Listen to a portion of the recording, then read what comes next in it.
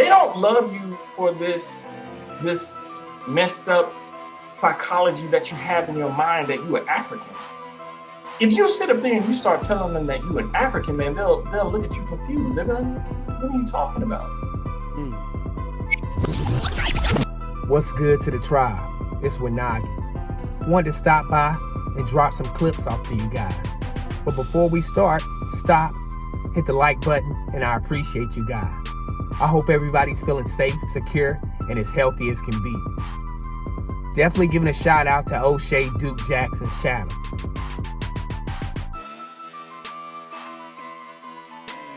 Definitely subscribe, definitely share. I'll be pulling the clips from an interview he had with Kobe Smith. And a big shout out to Kobe Smith. A lot of nails and coffins in this interview. And I'm gonna put the whole video in the description box. So make sure you guys go check that out. And definitely drop a like on that video. But just a little bit of background about Kobe Smith. He moved to Africa and lived there for about 6 years when he had this interview. And he's given accurate information about how Africans feel about us and why we should love being Black Americans, FBA, originals, American Indians, whatever you may call yourself, that we should love ourselves and stop going after this fairy tale pipe dream about us going back to Africa. Even though a lot of us are not, or don't descend or have any type of lineage from Africans or Africa. But in this interview, he talks about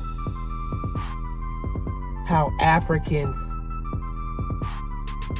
don't want to be in Africa. I'm not an American, so, I'm not going to participate in commerce here because I need to go to Africa, my true homeland.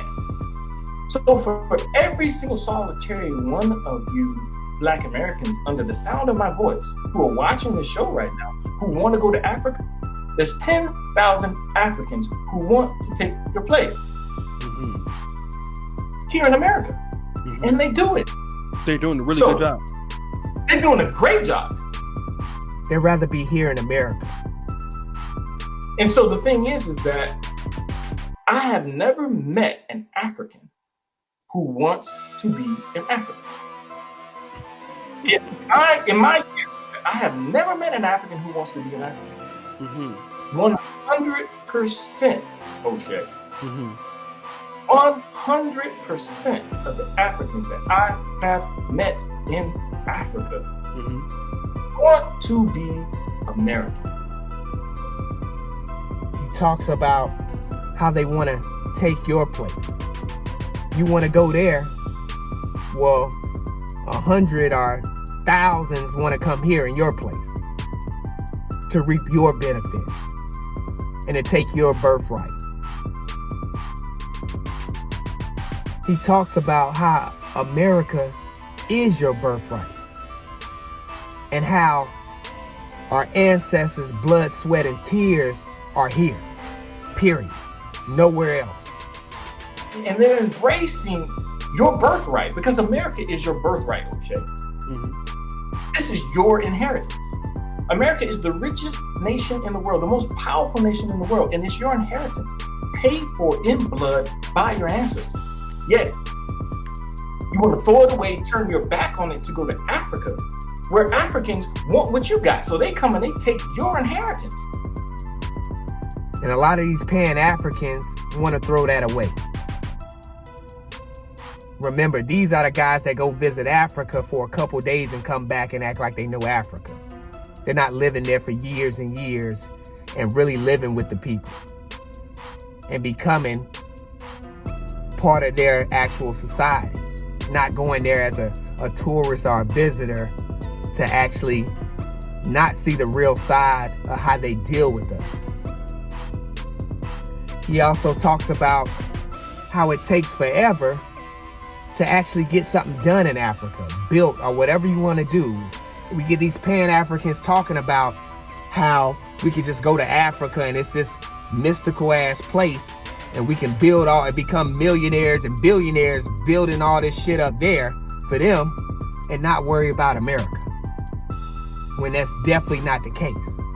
Let me tell all these brothers and sisters who are listening to that. Get your head out of your behinds, if you will. Because here's the reality. It takes you forever to get anything accomplished in Africa. Brother, please say that again. They don't know. Please say it again. Tell them, brother. Tell them, please. They don't know.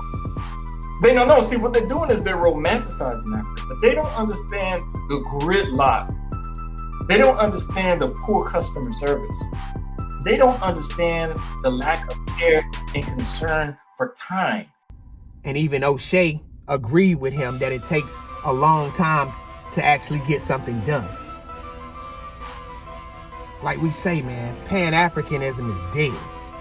I'm over this shit. I'm tired of talking about it. I'm tired of hearing about it for real.